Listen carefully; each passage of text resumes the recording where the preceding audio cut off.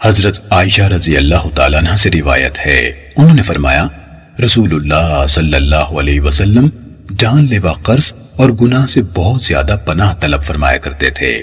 میں نے کہا اے اللہ کے رسول، آپ قرض سے اس قدر پناہ کیوں مانگتے ہیں؟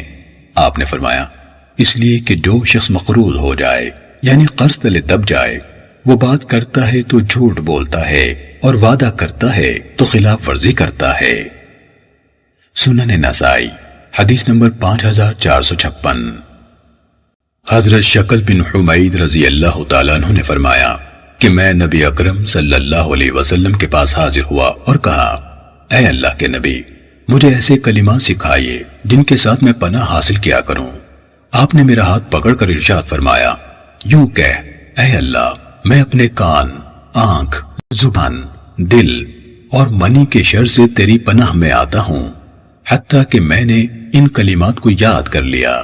راوی حدیث سعد بن اوس نے کہا منی سے مراد اس شخص کا پانی یعنی نطفہ ہے۔ وکیع ابن الجراح نے اس حدیث کے لفظوں میں اس یعنی ابو نعیم کی مخالفت کی ہے۔ اگلی روایت کے الفاظ دیکھنے سے اختلاف صریح طور پر کھل جاتا ہے۔ سنن نسائی حدیث نمبر 5457۔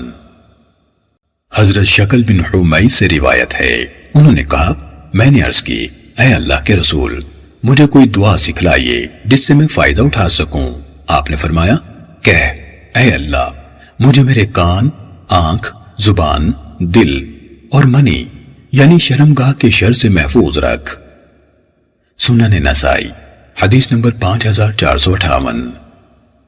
حضرت انس بن مالک رضی اللہ تعالیٰ عنہ سے عذاب قبر اور دجال کے بارے میں پوچھا گیا تو انہوں نے کہا کہ اللہ کے نبی صلی اللہ علیہ وسلم فرمایا کرتے تھے اے اللہ، میں کاہلی، شدید بڑھاپے، بزدلی، بخل، فتنہ دجال اور عذاب قبر سے بچنے کے لیے تیری پناہ حاصل کرتا ہوں۔